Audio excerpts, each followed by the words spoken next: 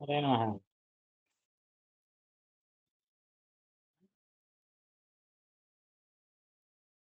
ಮಾಡೋಣ. ಶ್ರೀ ಗುರುಭ್ಯೋ ನಮಃ. ಗುರುಭ್ಯೋ ನಮಃ.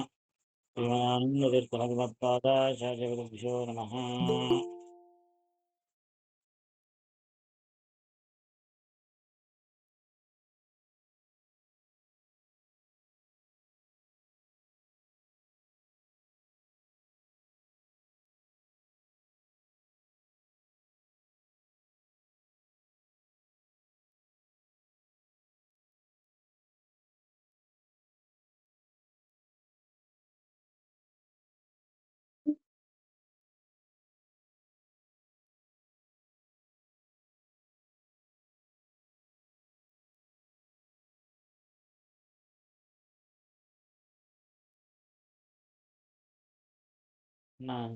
ಮೂರನೇದು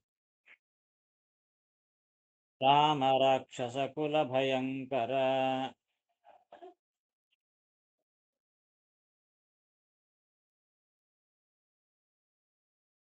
ಸಾಮಜೇಂದ್ರ ಪ್ರಿಯ ಮನೋ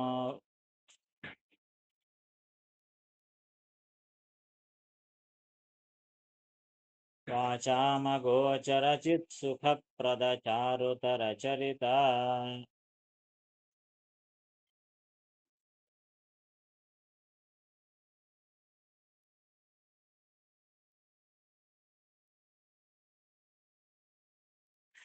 ಭೂಮ ಭೂ ಸ್ವರ್ಗಾಪವರ್ಗದ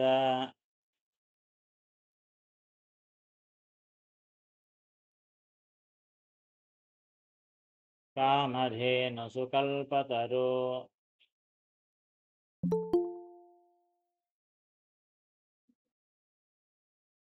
ಚಿಂತಾಮಣಿ ಎಂದೆನಿಪ ನಿಜ ಭಕ್ತರಿಗೆ ಸರ್ವತ್ರ.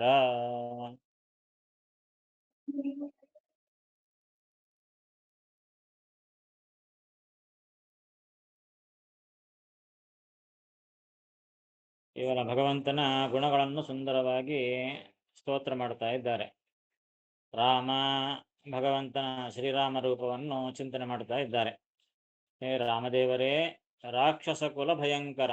ರಾಮದೇವರಂಥವರು ರಾಕ್ಷಸ ಕುಲಕ್ಕೇನೆ ಭಯಂಕರ.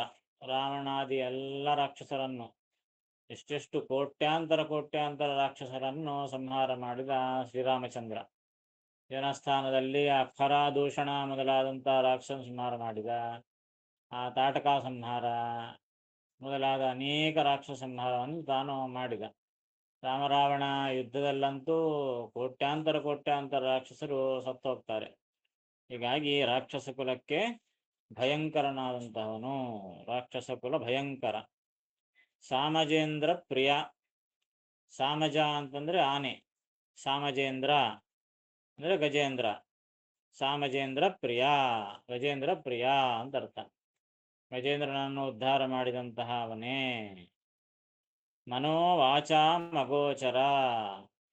ಮನಸ್ಸಿಗೂ ಮಾತಿಗೂ ನಿಲಕದವನು.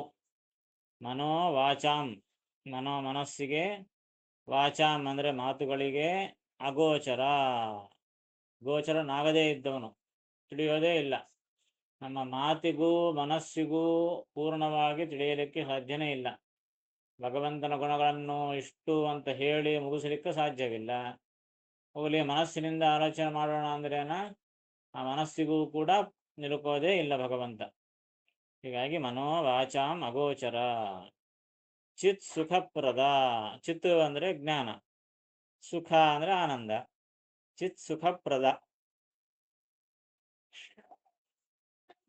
ಜ್ಞಾನಾನಂದಗಳನ್ನು ಕೊಡತಕ್ಕಂಥವನು. ಈ ಲೋಕದಲ್ಲಿ ಆಯಿತು, ಮೋಕ್ಷದಲ್ಲಿ ಆಯಿತು. ಮೋಕ್ಷದಲ್ಲಿ ಸಂಪೂರ್ಣವಾಗಿ ನಮ್ಮ ಸ್ವರೂಪಭೂತವಾದಂತಹ ಜ್ಞಾನಾನಂದಗಳನ್ನು ನಮಗೆ ಕೊಡ್ತಾನೆ. ನಮ್ಮದೇ ಆದ ನಮ್ಮ ಸ್ವರೂಪಕ್ಕೆ ಸಂಬಂಧಪಟ್ಟ ನಮ್ಮ ಸ್ವರೂಪಭೂತವಾದ ಜ್ಞಾನಾನಂದಗಳನ್ನು ಮೋಕ್ಷದಲ್ಲಿ ಕೊಡುವವನು. ಚಾರುತರ ಚರಿತ. ಚಾರು ಅಂದ್ರೆ ಸುಂದರ. ಚಾರುತರ ಚರಿತ, ಅತ್ಯಂತ ಸುಂದರವಾದ ಮಹಿಮೆ ಉಳ್ಳವನು. ಭೂಮ. ಭೂಮ ಅಂದ್ರೆ ಗುಣಪೂರ್ಣ ಅಂತ ಅರ್ಥ. ನದಿ ಕಾಲಕ್ಕೆ ಭೂಮಕ್ಕೆ ಹಾಕ್ತಾರಲ್ಲ, ಆ ಭೂಮಲ್ಲ ಮತ್ತ. ಭೂಮ ಅಂದರೆ ಗುಣ ಪರಿಪೂರ್ಣ ಅಂತರ್ಥ. ಭೂಮ ಒಂದು ಗುಣ ಅಂದರೆ ಅದು ಗುಣ ಎಲ್ಲ ಗುಣಗಳಿಂದ ಪೂರ್ಣನಾದವನು ಅಂತ ಅರ್ಥ. ಭೂ ಸ್ವರ್ಗ ಅಪವರ್ಗದ, ಭೂಮಿ ಸ್ವರ್ಗ ಅಪವರ್ಗ, ಅಪವರ್ಗ ಅಂದರೆ ಮೋಕ್ಷ. ಹಾಗಾಗಿ ತನ್ನ ಭಕ್ತರಿಗೆ ಅವರವರ ಯೋಗ್ಯತೆಗೆ ತಕ್ಕಂತೆ ಮೋಕ್ಷ ಆದ ಮೇಲೆ ಕೆಲವರು ಇಲ್ಲೇ ಇದ್ದು ಅನುಭವಿಸ್ತಾರೆ ಸ್ವರೂಪ ಸುಖವನ್ನು, ಇಲ್ಲೇ ಮೋಕ್ಷವನ್ನು ಪಡೆದವರು ಕೆಲವರು, ಸ್ವರ್ಗದಲ್ಲಿ ಸುಖವನ್ನು ಅನುಭವಿಸುವವರು ಕೆಲವರು, ಮೋಕ್ಷದಲ್ಲಿ ವೈಕುಂಠಾದಿಗಳಲ್ಲಿ ಮೋಕ್ಷವನ್ನು ಅನುಭವಿಸ್ತಕ್ಕಂಥವರು ಕೆಲವರು. ಭೂಮಿ ಸ್ವರ್ಗ ಮೋಕ್ಷಗಳನ್ನು ಕೊಡತಕ್ಕಂಥವನು ಅಂತ ಅರ್ಥ. ಕಾಮಧೇನು ಸುಕಲ್ಪತರು ಚಿಂತಾಮಣಿ ಎಂದೆನಿಪ ನಿಜ ಭಕ್ತರಿಗೆ ಸರ್ವತ್ರ. ನಿಜ ಭಕ್ತರಿಗೆ, ತನ್ನ ಭಕ್ತರಾದವರಿಗೆ ಸರ್ವತ್ರ ಎಲ್ಲ ಕಡೆಗೂ ಕೂಡ ಕಾಮಧೇನು ಕಲ್ಪತರು ಚಿಂತಾಮಣಿ ಎಂದೆನಿಪ. ಕಾಮಧೇನು ಅನ್ನಿಸ್ತಾನೆ, ಚಿಂತಾಮಣಿ ಅನ್ನಿಸ್ತಾನೆ, ಕಲ್ಪತರು ಅನ್ನಿಸ್ತಾನೆ. ಎಲ್ಲವೂ ಕೂಡ ಬೇಡದ ಇಷ್ಟಾರ್ಥಗಳನ್ನು ಕೊಡತಕ್ಕಂಥವು. ಹೀಗಾಗಿ ತನ್ನ ಭಕ್ತರಿಗೆ ಬೇಡಿದ್ದನ್ನು ಕೊಡುವಂತಹ ದೊಡ್ಡ ಕರುಣಾಪೂರ್ಣನಾದವನು ಭಗವಂತ. ಹೀಗೆ ಆ ಭಗವಂತನನ್ನು ನಾವು ಸ್ಮರಿಸಬೇಕು. ಹೀಗಾಗಿ ಈ ಸಂಧಿ ಒಂದು ಹೇಳಿಬಿಟ್ರೆ ಭಗವಂತನ ಅನೇಕ ಗುಣಗಳನ್ನು ಸ್ತೋತ್ರ ಮಾಡಿದಂತಾಯಿತು, ಅದ್ಭುತವಾಗಿ ಸ್ತೋತ್ರ ಮಾಡಿದಂತೂ ಆಗ್ತದೆ.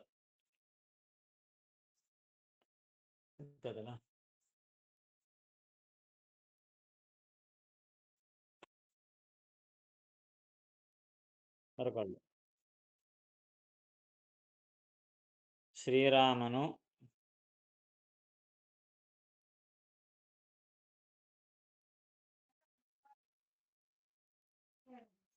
ರಾಕ್ಷಸಕುಲ ಭಯಂಕರನು,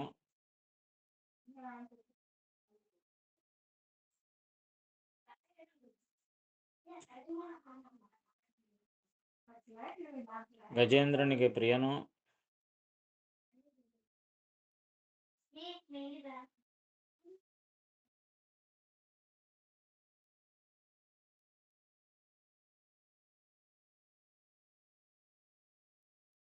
ಮನಸ್ಸು ಮಾತುಗಳಿಗೆ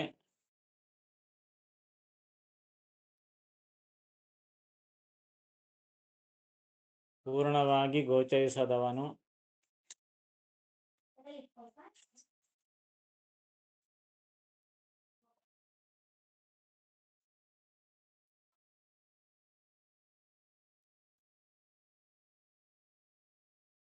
ಜ್ಞಾನಾನಂದಗಳನ್ನು ಕೊಡುವವನು,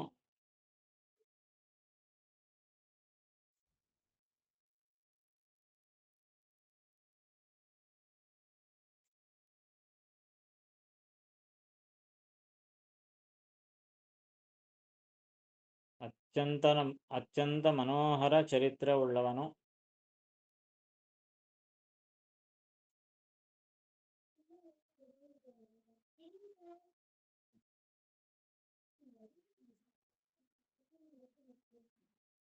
ಗುಣಪರಿಪೂರ್ಣನು,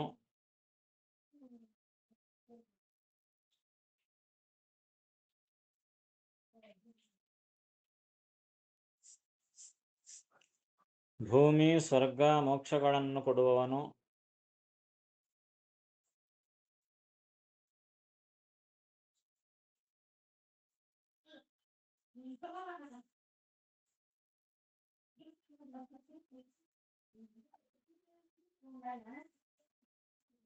ತನ್ನ ಭಕ್ತರಿಗೆ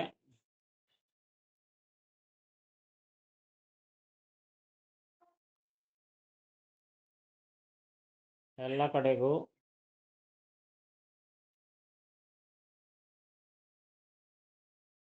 ಕಾಮಧೇನು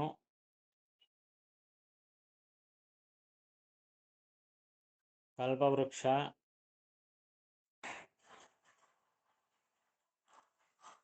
ಚಿಂತಾಮಣಿ ಎಂದೆನಿಸುವವನು,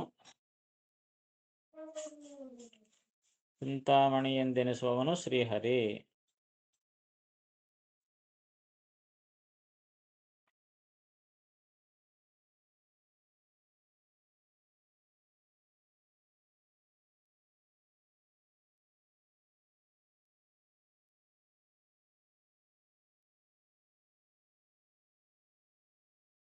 ರಾಮ ರಾಕ್ಷಸಕುಲ ಭಯಂಕರ ಸಾಮಜೇಂದ್ರ ಪ್ರಿಯ.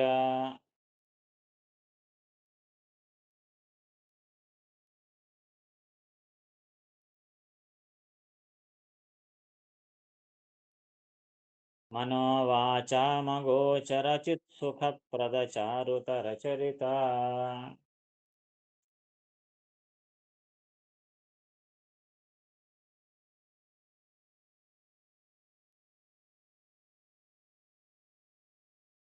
भूमभूस्वर्गापवर्गदकामधेनुसुकल्पतरो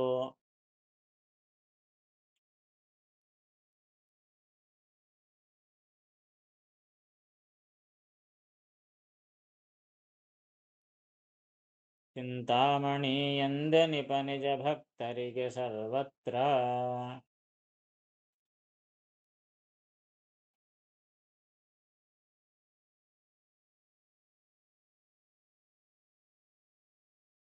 ಸ್ವರ್ಣವರ್ಣ ಸ್ವತಂತ್ರ ಸರ್ವಗ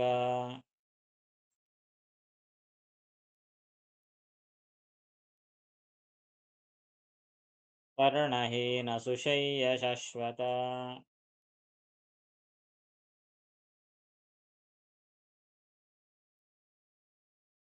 ವರ್ಣಚತುರಾಶ್ರಮ ವಿವರ್ಜಿತ ಚಾರುತರ ಸ್ವರತ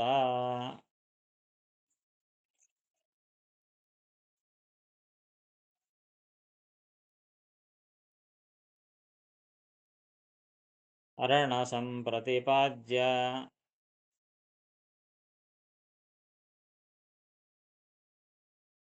ವಾಯುಸುಪರ್ಣವರವಹ ಅಪ್ರತಿಮಾ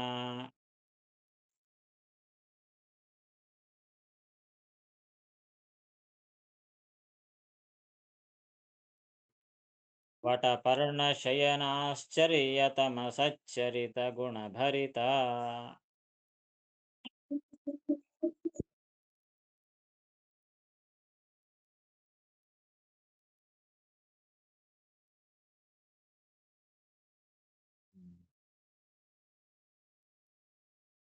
ಸುಂದರವಾದಂತಹ ಸ್ತೋತ್ರ ನೋಡ್ರಿ. ಸ್ವರ್ಣವರ್ಣ ಬಂಗಾರದ ಬಣ್ಣವುಳ್ಳವನು. ಭಗವಂತನ ಬಣ್ಣ ಬಂಗಾರದ ಬಣ್ಣ. ಸುವರ್ಣವರ್ಣೋ ಹೇಮಾಂಗ ಅಂತ ವಿಷ್ಣುಶಾಸ್ತ್ರನಾಗ ಬರ್ತದೆ. ಹೀಗಾಗಿ ಸ್ವರ್ಣವರ್ಣ ಬಂಗಾರ ಇದ್ದಂತೆ ಫಳ ಫಳ ಫಳ ಹೊಳಿತಕ್ಕಂತಹ ಬಣ್ಣ ಭಗವಂತನದ್ದು. ಅನೇಕ ಬಣ್ಣಗಳಿವೆ ಭಗವಂತನದು. ಕಪ್ಪು ಬಣ್ಣ ಇದೆ, ಬಿಳೆ ಬಣ್ಣ ಇದೆ, ಬಂಗಾರದ ಬಣ್ಣ ಇದೆ.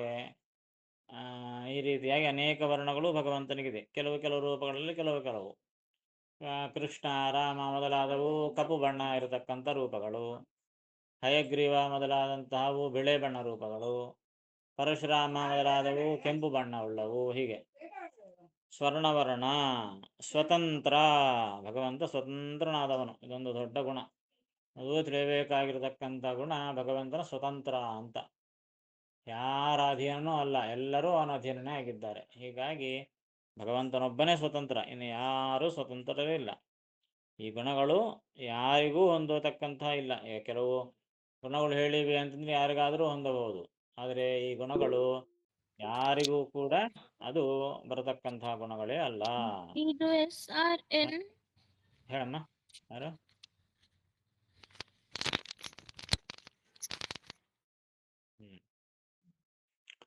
ಹೀಗಾಗಿ ಸ್ವತಂತ್ರನಾಗಿರತಕ್ಕಂಥ ಭಗವಂತ. ಆಮೇಲೆ ಸರ್ವಗ. ಸರ್ವಗ ಅಂತಂದ್ರೆ ಎಲ್ಲ ಕಡೆಗೂ ಇರುವವನು, ಸರ್ವತ್ರ ವ್ಯಾಪ್ತ ಅಂತ ಅರ್ಥ. ಸರ್ವ ಗ ಅಂದ್ರೆ ಇರುವವನು, ಸರ್ವಗ ಎಲ್ಲ ಕಡೆಗೂ ಇರುವವನು ಅಂತ ಅರ್ಥ. ಕರ್ಣಹೀನ ಸುಶಯ್ಯ. ಕರ್ಣಹೀನ, ಕರ್ಣಹೀನ ಅಂದ್ರೆ ಕಿವಿಗಳು ಇಲ್ಲದೆ ಇದ್ದವನು. ಕಿವಿಗಳು ಯಾರಿಗಿಲ್ಲ? ಹಾವಿಗೆ ಕಿವಿ ಇರೋದಿಲ್ಲ. ಹೀಗಾಗಿ ಕರ್ಣಹೀನ ಅಂದ್ರೆ ಹಾವು ಅಂತ ಅರ್ಥ. ಅಂದ್ರೆ ಶೇಷದೇವರು ಅಂತ ಅರ್ಥ. ಆ ಶೇಷದೇವರ ಮೇಲೆ ಸುಶಯ್ಯ, ಅವನೇ ಶಯ್ಯಾಗಿ ಮಂಚ ಆಗಿ ತಾನು ಮಲಗಿರತಕ್ಕಂಥವನು, ಶೇಷಶಾಯಿ ಅಂತ ಅರ್ಥ. ಕರ್ಣಹೀನ ಸುಶಯ್ಯ ಅಂದ್ರೆ ಶೇಷಶಾಹಿಯಾದಂಥ ಭಗವಂತನು. ಶಾಶ್ವತ, ಅವನು ಶಾಶ್ವತ, ಎಂದಿಗೂ ನಾಶ ಇಲ್ಲದೆ ಇದ್ದವನು. ಜೀವರು ಕೂಡ ಶಾಶ್ವತರೇ, ಆದರೆ ಜೀವರಿಗೆ ಕನಿಷ್ಠ ದೇಹ ನಾಶವಾದರೂ ಇದೆ, ಆದರೆ ಭಗವಂತನಿಗೆ ಈ ದೇಹನಾಶ ಕೂಡ ಇಲ್ಲ. ಹೀಗಾಗಿ ಅವನು ಶಾಶ್ವತ. ಮತ್ತು ವರ್ಣಚತುರಾಶ್ರಮ ವಿವರ್ಜಿತ. ವರ್ಣಚತುರಾಶ್ರಮ ವರ್ಜಿತ ಅಂದ್ರೇನು? ವರ್ಣಗಳೂ ಇಲ್ಲ, ಆಶ್ರಮಗಳೂ ಇಲ್ಲ ಭಗವಂತನಿಗೆ. ನಮಗೆಲ್ಲರಿಗೂ ಬ್ರಾಹ್ಮಣ, ಕ್ಷತ್ರಿಯ, ವೈಶ್ಯ, ಶೂದ್ರ ಈ ವರ್ಣಗಳು, ಮತ್ತು ಬ್ರಹ್ಮಚರ್ಯ, ಗೃಹಸ್ಥ, ವಾನಪ್ರಸ್ಥ, ಸನ್ಯಾಸ ಅಂತಂಬುವ ಆಶ್ರಮಗಳು. ಹೀಗಾಗಿ ವರ್ಣ ಇರ್ತದೆ, ಆಶ್ರಮನೂ ಇರ್ತದೆ ನಮಗೆ. ಭಗವಂತನಿಗೆ ಯಾವ ವರ್ಣನೂ ಇಲ್ಲ, ಯಾವ ಆಶ್ರಮನೂ ಇಲ್ಲ. ವರ್ಣ ಚತುರಾಶ್ರಮ, 4 ಆಶ್ರಮಗಳು ಯಾವುದೂ ಭಗವಂತನಿಗಿಲ್ಲ. 4 ವರ್ಣಗಳೂ ಇಲ್ಲ, 4 ಆಶ್ರಮಗಳೂ ಇಲ್ಲ. ಆ ಭಗವಂತನಿಗೇನಿದೆ? ಏನೂ ಇಲ್ಲ. ಮತ್ತು ಚಾರುತರ, ಅತ್ಯಂತ ಸುಂದರ. ಚಾರು ಅಂದರೆ ಸುಂದರ, ಚಾರುತರ ಅಂತಂದ್ರೆ ಅತ್ಯಂತ ಸುಂದರ. ಸ್ವರತ, ತನ್ನಲ್ಲಿ ತಾನು ರಮಿಸುವವನು. ತನ್ನ ಸುಖಕ್ಕೆ ಮತ್ತೊಬ್ಬರು ಕಾರಣರಲ್ಲ. ನಮಗೆ ಸುಖ ಆಗಬೇಕು ಅಂದರೆ ಇನ್ನೊಬ್ಬರು ಬೇರೆಯವರಿದ್ದರೆ ನಮಗೆ ಸುಖ ಆಗ್ತದೆ. ಅದೇ ಅನೇಕ ವಿಷಯಗಳಲ್ಲಿ. ಭಗವಂತನಿಗೆ ಇನ್ನೊಬ್ಬರ ಹಂಗಿಲ್ಲೇ ಇಲ್ಲ. ಅವನು ಸ್ವರತನು, ತನ್ನಲ್ಲೇ ತಾನು ಅತ್ಯಂತ ಆನಂದ ಸ್ವರೂಪನಾಗಿರತಕ್ಕಂತಹವನು. ಅರ್ಣ ಸಂಪ್ರತಿಪಾದ್ಯ, ಅರ್ಣ ಅಂದರೆ ವರ್ಣ, ಅಕ್ಷರಗಳು. ಅಕ್ಷರಗಳಿಂದ ಸಂಪ್ರತಿಪಾದ್ಯ, ಎಲ್ಲ ಅಕ್ಷರಗಳಿಂದಲೂ ಕೂಡ ಸಮ್ಯಕ್ ಪ್ರತಿಪಾದ್ಯ, ಚೆನ್ನಾಗಿ ಹೇಳಲ್ಪಡುವವನು. ಪ್ರತಿಯೊಂದು ವರ್ಣವೂ ಕೂಡ, ಪ್ರತಿಯೊಂದು ಅಕ್ಷರವೂ ಕೂಡ ಭಗವಂತನ ಹೆಸರುಗಳೇ. ಆ ಆ ಈ ಪ್ರತಿಯೊಂದು ಕೂಡ ಭಗವಂತನ ಹೆಸರೇ. ಆ ಅಂದರೆ ಅಜ ಅಂತರ್ಥ, ಆ ಅಂದರೆ ಆನಂದ ಅಂತರ್ಥ, ಈ ಅಂದರೆ ಇಂದ್ರ, ಈ ಅಂದರೆ ಈಶಾನ, ಉ ಅಂದರೆ ಉಗ್ರ. ಹೀಗೆ ಒಂದೊಂದು ಅಕ್ಷರವೂ ಕೂಡ ಭಗವಂತನ ಒಂದೊಂದು ನಾಮವನ್ನು ತಿಳಿಸಿಕೊಡ್ತದೆ. ಹೀಗಾಗಿ ಅರ್ಣ ಸಂಪ್ರತಿಪಾದ್ಯ, ಎಲ್ಲ ವರ್ಣಗಳಿಂದಲೂ ಎಲ್ಲ ಅಕ್ಷರಗಳಿಂದಲೂ ಕೂಡ ಭಗವಂತ ಪ್ರತಿಪಾದ್ಯನಾಗಿದ್ದಾನೆ. ಮತ್ತು ವಾಯು ಸುಪರ್ಣ ವರ ವಹ, ವಾಯು ಸುಪರ್ಣ, ವಾಯುದೇವರು ಮತ್ತು ಸುಪರ್ಣ ಅಂದರೆ ಗರುಡದೇವರು, ಇವರಿಬ್ಬರನ್ನೂ ಕೂಡ ವರ ವಹ, ವರ ಅಂದರೆ ಶ್ರೇಷ್ಠವಾದ, ವಹ, ವಹ ಅಂದರೆ ವಾಹನ ಅಂತ ಅರ್ಥ. ವಾಯುದೇವರು ಮತ್ತು ಗರುಡದೇವರು ಇವರಿಬ್ಬರನ್ನೂ ಶ್ರೇಷ್ಠವಾದ ವಾಹನವನ್ನಾಗಿ ಪಡೆದವನು ಭಗವಂತ. ವಾಯುವಾಹನ ಹೌದು, ಗರುಡ ವಾಹನ ಹೌದು. ಗರುಡನ ಹೆಗಲೇರಿ ಬರ್ತಾನೆ, ಗರುಡಾರೂಢ ಅಂತಲೂ ಕರೀತಾರೆ. ವಾಯುದೇವರ ಹೆಗಲೇರಿ ಬರ್ತಾನೆ ಭಗವಂತ. ಹೀಗಾಗಿ ವಾಯುವಾಹನ, ಗರುಡ ವಾಹನ ಅಂತ ಎರಡೂ ಭಗವಂತನಿಗೆ. ಹಾಗೆ ವಾಯು ಸುಪರ್ಣ ವರ ವಹ, ಶ್ರೇಷ್ಠವಾದ ವಾಹನಗಳನ್ನು ಪಡೆದವನು. ಅಪ್ರತಿಮಾ, ಪ್ರತಿಮಾ ಅಂದರೆ ಸಮಾನ ಅಂತ ಅರ್ಥ. ಅಪ್ರತಿಮಾ ಅಂದರೆ ಇವನಿಗೆ ಸಮಾನರು ಯಾರೂ ಇಲ್ಲ. ಭಗವಂತನಂತೆ ಯಾರಿದ್ದಾರೆ? ಈ ಲಕ್ಷಣಗಳು ಯಾರಿಗೂ ಇಲ್ಲ. ಹೀಗಾಗಿ ಅಪ್ರತಿಮ, ಇವನಿಗೆ ಸಮಾನರಾದವರು, ಇವನಿಗೆ ಸಾದೃಶ್ಯ ಬರತಕ್ಕಂಥವರು ಯಾರೂ ಇಲ್ಲ. ವಟಪರ್ಣ ಶಯನ, ವಟಪತ್ರ, ಪರ್ಣ ಅಂದರೆ ಎಲೆ, ಪತ್ರ, ವಟಪತ್ರ, ವಟಪತ್ರದಲ್ಲಿ ಮಲಗಿದವನು. ಪ್ರಳಯ ಕಾಲದಲ್ಲಿ ಎಲ್ಲ ಲೋಕಗಳು ನಾಶವಾದಾಗ ಕೇವಲ ಆ ಪ್ರಳಯ ಜಲ ಎಲ್ಲ ನೀರಿನ ಮುಳುಗೋಗ್ತದೆ. ಆ ನೀರಿನ ಮೇಲೆ ವಟಪತ್ರ, ಲಕ್ಷ್ಮೀದೇವಿಯೇ ತಾನು ಆ ವಟಪತ್ರ ರೂಪದಲ್ಲಿರ್ತಾಳೆ. ಭೂರೂಪಿಣಿಯಾದ ಲಕ್ಷ್ಮೀದೇವಿ ವಟಪತ್ರ ರೂಪದಲ್ಲಿರ್ತಾಳೆ. ಆ ವಟಪತ್ರದ ಮೇಲೆ ಭಗವಂತ ತಾನು ಆರಾಮಾಗಿ ಮಲಗಿರ್ತಾನಷ್ಟೆ. ಹೀಗಾಗಿ ಪ್ರಳಯ ಕಾಲದಲ್ಲಿ ವಟಪತ್ರ ಶಾಯಿಯಾದವನು ಇವನೊಬ್ಬನೇ ಭಗವಂತನೇನು, ಯಾರೂ ಇರೋದಿಲ್ಲ. ಎಲ್ಲ ಸಮಸ್ತ ಪ್ರಪಂಚವೂ ಭಗವಂತ ತನ್ನ ಹೊಟ್ಟೆಯಲ್ಲಿ ಹಾಕ್ಕೊಂಡ್ಬಿಡ್ತಾನೆ. ಹಾಕ್ಕೊಂಡ್ಬಿಟ್ಟು ಆ ವಟಪತ್ರ ಶಯನಾಗಿರ್ತಾನೆ. ವಟಪರ್ಣ ಶಯನ. ಆಶ್ಚರ್ಯತಮ, ಇಷ್ಟಕ್ಕಿಂತಲೂ ಆಶ್ಚರ್ಯ ಏನಿರಬೇಕು? ಭಗವಂತನಂತಹ ಆಶ್ಚರ್ಯ ವಸ್ತು ಇನ್ನು ಯಾವುದಿದೆ? ಪ್ರಪಂಚದಲ್ಲಿ ಯಾವುದೂ ಇರೋದಿಲ್ಲ. ಹೀಗಾಗಿ ಆಶ್ಚರ್ಯತಮ, ಅತ್ಯಂತ ಆಶ್ಚರ್ಯನಾದವನು. ಸಚ್ಚರಿತ, ಉತ್ತಮವಾದ, ಅತ್ಯುತ್ತಮವಾದಂತಹ ಚರಿತೆ ಉಳ್ಳವನು. ಗುಣಭರಿತ, ಅನಂತ ಗುಣಗಳಿಂದ ಪೂರ್ಣನಾದವನು. ಹೀಗೆ ಆ ಭಗವಂತನ ಬಗ್ಗೆ ಈ ರೀತಿಯಾದ ಗುಣಗಳನ್ನು ಉಪಾಸನೆ ಮಾಡಬೇಕು. ದೇವರನ್ನು ಪ್ರಾರ್ಥನೆ ಮಾಡುವಾಗ ಸುಮ್ಮನೇನೋ ಪ್ರಾರ್ಥನೆ ಕೈ ಜೋಡಿಸಿ ಏನೇನೋ ಕೇಳ್ಕೊಳ್ಳೋದಾಗಿ ಈ ಶ್ಲೋಕಗಳೆಲ್ಲ ಅಂದ್ಕೊಂಡ್ಬಿಟ್ರೆ ಆ ಭಗವಂತನ ಗುಣಗಳು ತಲೆಯಲ್ಲಿ ಬಂದು ಭಕ್ತಿ ಬರ್ತದೆ. ಭಕ್ತಿಯಿಂದ ಈ ವರ್ಣಗಳನ್ನು, ಈ ನಾಮಗಳನ್ನು, ಈ ಮಹಿಮೆಗಳನ್ನು, ಈ ಸ್ತೋತ್ರಗಳನ್ನು ಅಂದಾಗ ಆಗ ಭಗವಂತ ನಮಗೆ ಫಲವನ್ನು ಕೊಡುತ್ತಾನೆ. ಅಂತಹ ಸುಂದರವಾದ ಸ್ತೋತ್ರ ಇದು.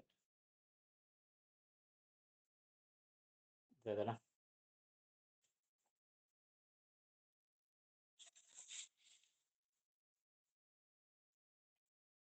ಓಕೆ.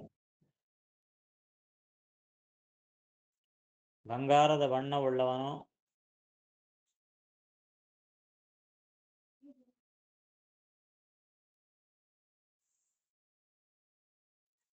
ಸ್ವತಂತ್ರನು,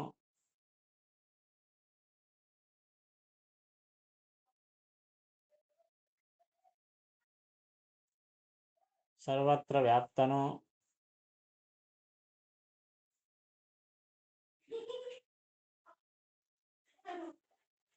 ಶೇಷಶಾಯಿ,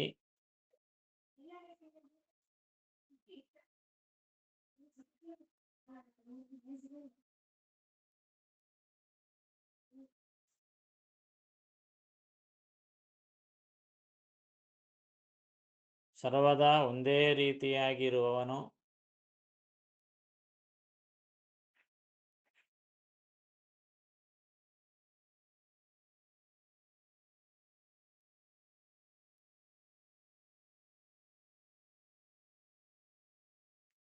ನಾಲ್ಕು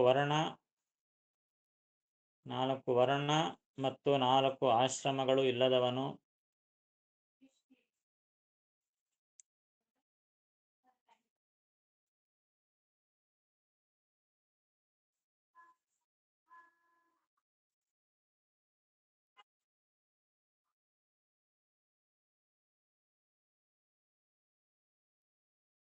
ಅತ್ಯಂತ ಮನೋಹರನು,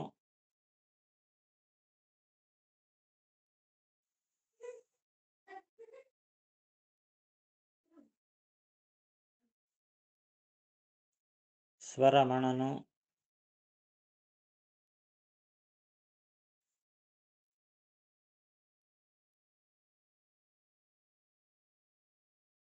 ಎಲ್ಲ ಅಕ್ಷರಗಳಿಂದ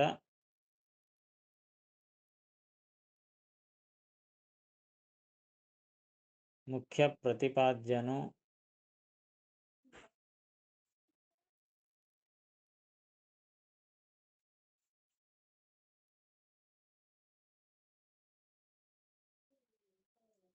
ವಾಯು ಮತ್ತು ಗರುಡ ಎಂಬ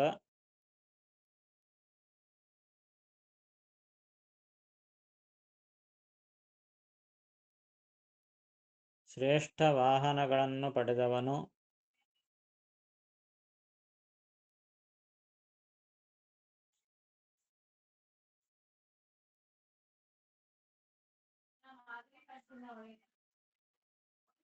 ಅದ್ವಿತೀಯನು,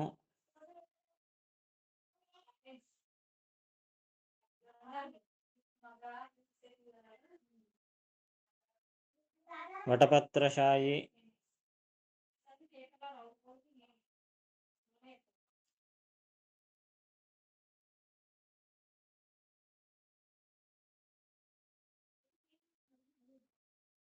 ಅತ್ಯಂತ ಆಶ್ಚರ್ಯತಮನು,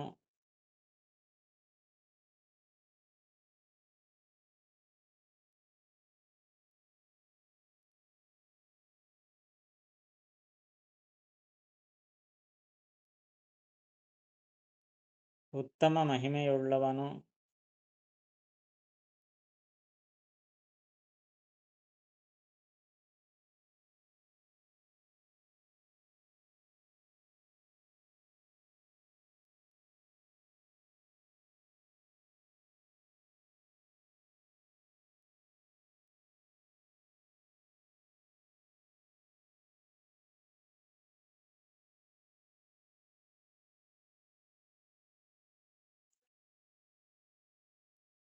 ಅನಂತ ಗುಣಗಳು ಉಳ್ಳವನು,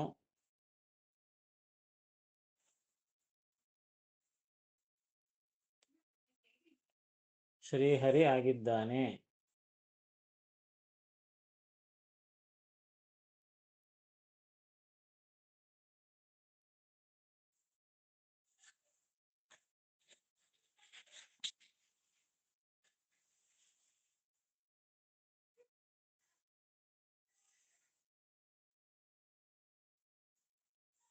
ಸ್ವರ್ಣವರ್ಣ ಸ್ವತಂತ್ರ ಸರ್ವಗಕರ್ಣಹೀನ ಸುಶಯ್ಯ ಶಾಶ್ವತ,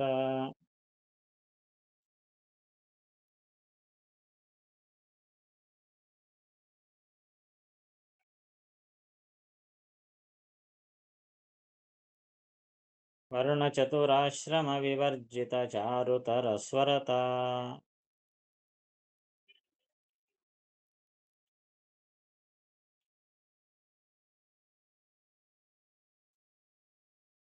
अर्णथं प्रतिपाद्य वायुसुपर्णवरवः अप्रतिमा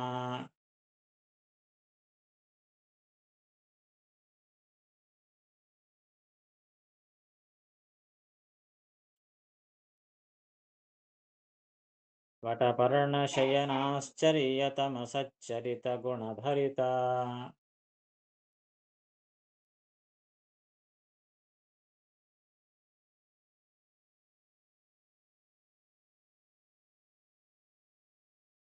अगणितसुगुणधाम निश्चल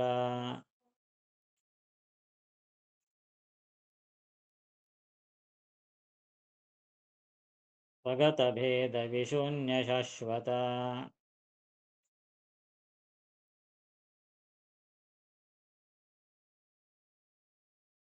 जगदजीवात्यन्तभिन्नापन्नपरिपाल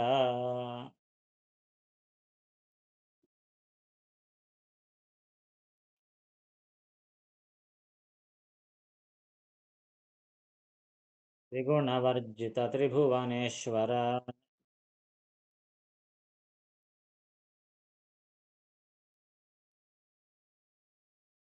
हगलिरुळु स्मरिसुतलिहर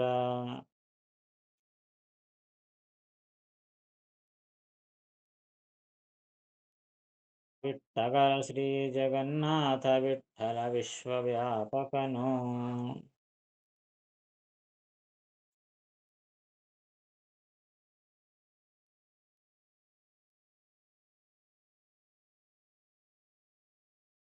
ಭಗವಂತ ಅಗಣಿತ ಸುಗುಣಧಾಮ. ಅಗಣಿತ, ಗಣಿತ ಅಂದರೆ ಎಣಿಸಲಿಕ್ಕೆ ಬರ್ತವೆ ಅಂತ ಅರ್ಥ. ಅಗಣಿತ ಅಂದರೆ ಎಣಿಸಲಿಕ್ಕೆ ಬರೋದಿಲ್ಲ ಅಂತ ಅರ್ಥ. ಎಣಿಸಲಿಕ್ಕೆ ಬರದೇ ಇರುವ ಸುಗುಣ, ಒಳ್ಳೆ ಗುಣಗಳ ಅನಂತ ಕಲ್ಯಾಣ ಗುಣಗಳಿಗೆ ಧಾಮ ಅಂದರೆ ಮನೆಯಾದವನು. ಧಾಮ ಅಂದರೆ ಮನೆ, ಆಶ್ರಯ. ಅವನಲ್ಲಿ ಈ ಗುಣಗಳೆಲ್ಲ ಮನೆ ಮಾಡಿಕೊಂಡಿವೆ. ಎಷ್ಟು ಗುಣಗಳು? ಅನಂತವಾದ ಗುಣಗಳು, ಎಣಿಸಲಿಕ್ಕೆ ಬರೋದಿಲ್ಲ ಅವನ ಗುಣಗಳನ್ನು. ಅಂತಹ ಎಣಿಸಲಿಕ್ಕೆ ಬಾರದ ಸುಗುಣಗಳಿಗೆ ಮನೆಯಾದಂತಹ ಅವನು ಭಗವಂತ. ನಿಶ್ಚಲ, ಯಾರಿಗೂ ಅವನು ಅಂಜೋದೇ ಇಲ್ಲ. ಯಾರು ನಾನು ಕದಲಾಡಿಸಲಾರ ಅಂತಾರಲ್ಲ ಹಾಗ. ನಿಶ್ಚಲ, ಚಲಿಸೋದಿಲ್ಲ. ಚಲಿಸೋದಿಲ್ಲ ಅಂದ್ರೆ ಹೇಳ್ತಾನೆ ಸುಮ್ಮನೆ ಕುದುರಿತಾನ ಅಂತ ಅರ್ಥ ಅಲ್ಲ. ನಿಶ್ಚಲ ಅಂದ್ರೆ ಏನು? ಅವನನ್ನು ಯಾರು ಹೆದರಿಸಲಾರರು ಅಂತ ಅರ್ಥ. ಹೀಗಾಗಿ ನಿಶ್ಚಲ ಅಂದ್ರೆ ಯಾರಿಗೂ ಅಂಜದೇ ಇರತಕ್ಕಂಥವನು. ತಾನೇ ಸ್ವತಂತ್ರನಾದ ಕಾರಣ ಯಾರಿಗೆ ಹೆದರಬೇಕು? ಭಗವಂತ ನಿಶ್ಚಲನಾಗಿರ್ತಾನೆ. ಸ್ವಗತ ಭೇದ ವಿಶೂನ್ಯ, ಅನೇಕ ಬಾರಿ ಬಂತು ಈ ಮಾತು. ಸ್ವಗತ ಭೇದ ವರ್ಜಿತ, ತನ್ನಲ್ಲಿ ಸ್ವಗತ ಅಂದರೆ ತನ್ನಲ್ಲಿ ಇರುವ ಭೇದ ವರ್ಜಿತ, ಭೇದ ವಿಶೂನ್ಯ, ತನ್ನಲ್ಲಿ ಭೇದನೇ ಇಲ್ಲದವನು ಅಂತ ಅರ್ಥ. ಅಂದರೆ ಭಗವಂತನ ಮೂಲ ರೂಪಕ್ಕೂ ಭಗವಂತನ ಅವತಾರ ರೂಪಕ್ಕೂ ಭೇದ ಇಲ್ಲ. ಭಗವಂತನ ಅವತಾರಗಳಲ್ಲಿಯೂ ಪರಸ್ಪರವಾಗಿ ಒಂದು ರೂಪಕ್ಕೂ ಭೇದವಿಲ್ಲ. ಭಗವಂತನಿಗೂ ಭಗವಂತನ ಗುಣಗಳಿಗೂ ಭೇದವಿಲ್ಲ. ಭಗವಂತನ ರೂಪಕ್ಕೂ ಅವಯವಗಳಿಗೂ ಭೇದ ಇಲ್ಲ. ರೂಪಗಳಿಗೂ ಗುಣಗಳಿಗೂ ಕ್ರಿಯೆಗಳಿಗೂ ಭೇದ ಇಲ್ಲ. ಹೀಗೆ ಭಗವಂತನ ವಿಷಯದಲ್ಲಿ ಯಾವುದಕ್ಕೂ ಭೇದವಿಲ್ಲ. ಸ್ವಗತ ಭೇದ ವಿಶೂನ್ಯ, ತನ್ನಲ್ಲಿ ಯಾವ ಭೇದವೂ ಇಲ್ಲ. ರೂಪಗಳಿಗೂ ಗುಣಗಳಿಗೂ ಕ್ರಿಯೆಗಳಿಗೂ ಅವತಾರಗಳಿಗೂ ಮೂಲರೂಪಕ್ಕೂ ಯಾವುದಕ್ಕೂ ಭೇದವಿಲ್ಲ ಅಂತ ಅರ್ಥ. ಶಾಶ್ವತ, ಏಕಪ್ರಕಾರವಾಗಿರೋನು, ಒಂದೇ ರೀತಿಯಾಗಿರ್ತಾನೆ. ವಿಕಾರನೇ ಆಗೋದಿಲ್ಲ ಭಗವಂತನಿಗೆ. ಇವತ್ತು ಹಿಂಗಿದ್ದ, ಇನ್ನೊಂದ್ಸಲ ಕೆಲವು ದಿವಸ ದಪ್ಪಕ್ಕಾದ, ಕೆಲವು ದಿವಸ ಸಣ್ಣಕ್ಕಾದ, ಉದ್ದಾದ, ಅಗಲಾದ, ಬೆಳೆದ, ಹಿಂಗೆ ಏನು ವಿಕಾರಗಳೇ ಇರೋದಿಲ್ಲ. ಶಾಶ್ವತ, ಏಕಪ್ರಕಾರವಾಗಿ ಒಂದೇ ರೀತಿಯಾಗಿರ್ತಾನೆ. ಜಗದ ಜೀವ ಅತ್ಯಂತ ಭಿನ್ನ. ಭಗವಂತ ಜಗತ್ತಿನಲ್ಲಿರುವಂತಹ ಸಕಲ ಜೀವರು, ಜಗತ ಜೀವ, ಜಗತ್ತಿನಲ್ಲಿ ಜೀವರು ಅಂತ ಎಷ್ಟು ಜನ ಇದ್ದಾರೆ? ಅನಂತ ಜೀವರು. ಅನಂತ ಜೀವರಿಂದ ಅತ್ಯಂತ ಭಿನ್ನನಾದವನು ಭಗವಂತ.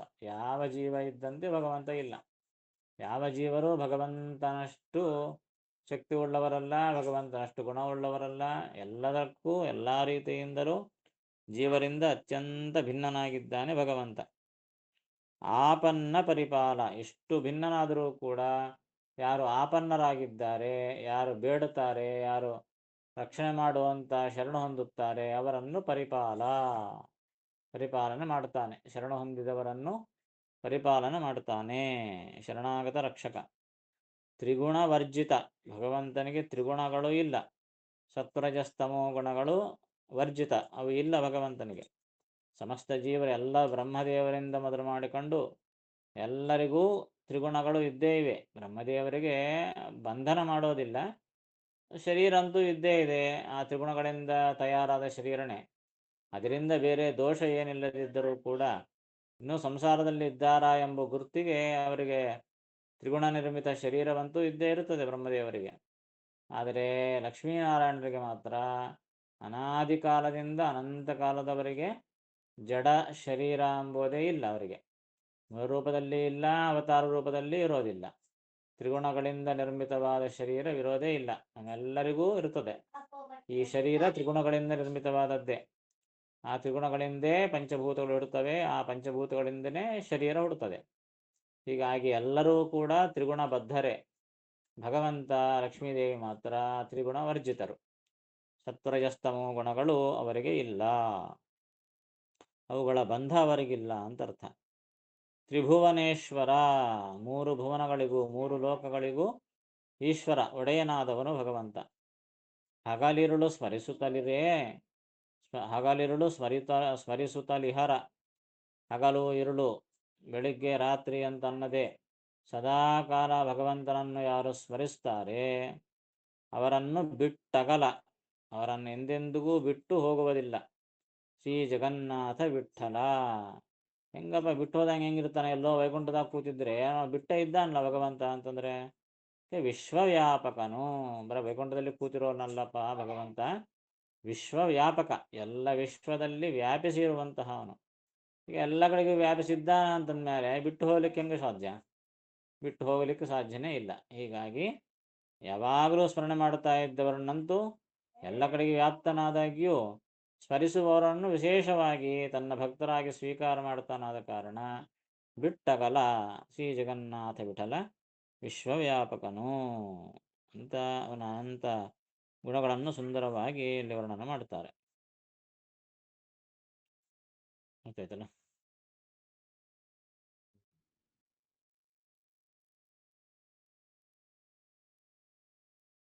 ಎಣಿಸಲಿಕ್ಕೆ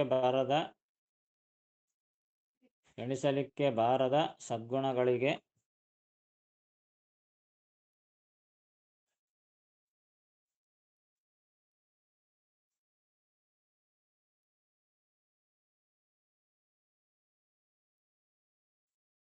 ನಿಲಯನಾದ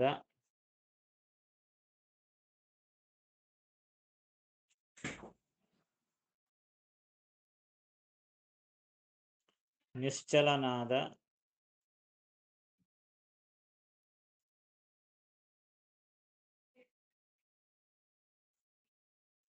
ಸ್ವಗತ ಭೇದ ವರ್ಜಿತನಾದ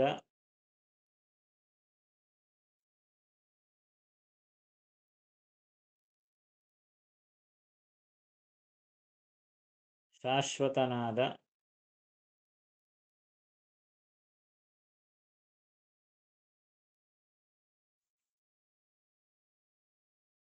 ಜಗತ್ತಿನ ಸಕಲ ಜೀವರಿಂದ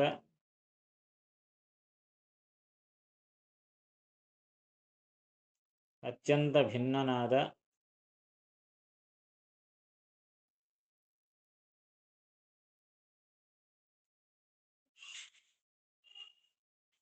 ಶರಣಾಗತರನ್ನು ಪರಿಪಾಲಿಸುವ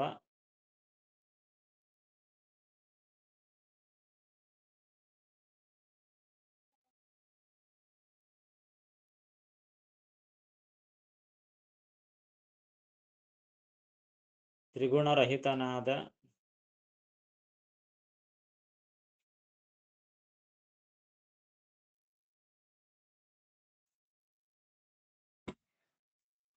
ಮೂರು ಲೋಕಗಳಿಗೆ ಒಡೆಯನಾದ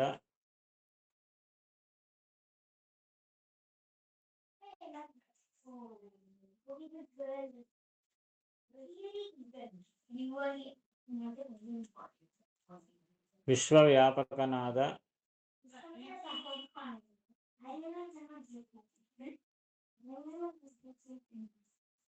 ಶ್ರೀ ಜಗನ್ನಾಥ ವಿಠಲನು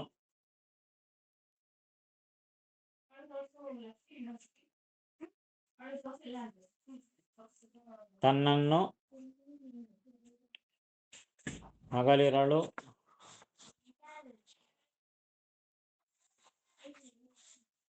ಸ್ಮರಿಸುವವರನ್ನು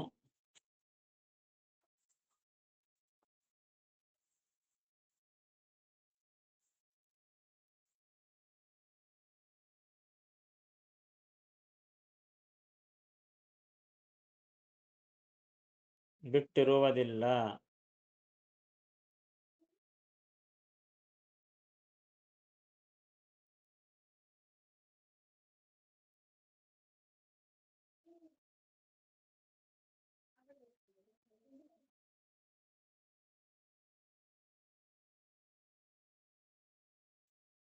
ಅಗಣಿತ ಸುಗುಣಧಾಮ ನಿಶ್ಚಲ ಸ್ವಗತ ಭೇದ ವಿಶೂನ್ಯ ಶಾಶ್ವತ.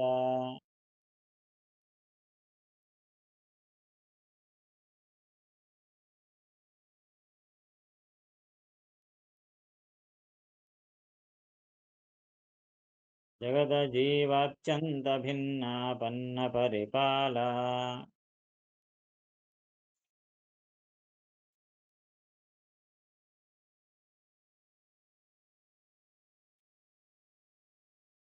ತ್ರಿಗುಣವರ್ಜಿತ ತ್ರಿಭುವನೇಶ್ವರ ಹಗಲಿರುಳು ಸ್ಮರಿಸುತ್ತಲಿಹರ.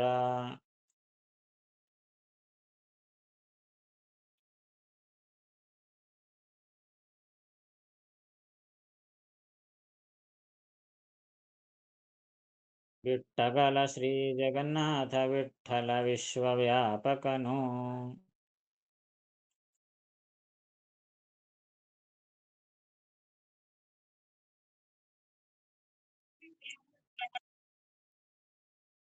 ಹರಿಕಥಾಮೃತ ಸಾರ ಗುರು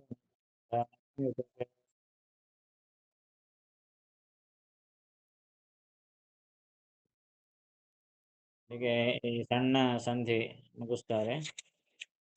ಸಂಶಯ ಇದ್ರೆ ಕೇಳಬಹುದು.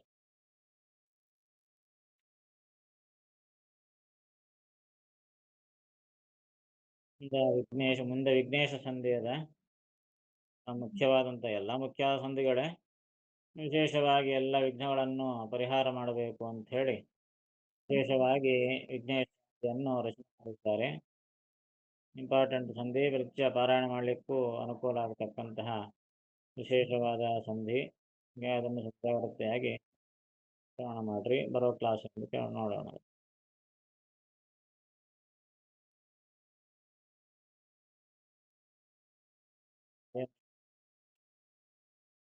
ನಮಸ್ಕಾರ ಆಚಾರ್ಯ. ನಮಃ ಶ್ರೀಕೃಷ್ಣ.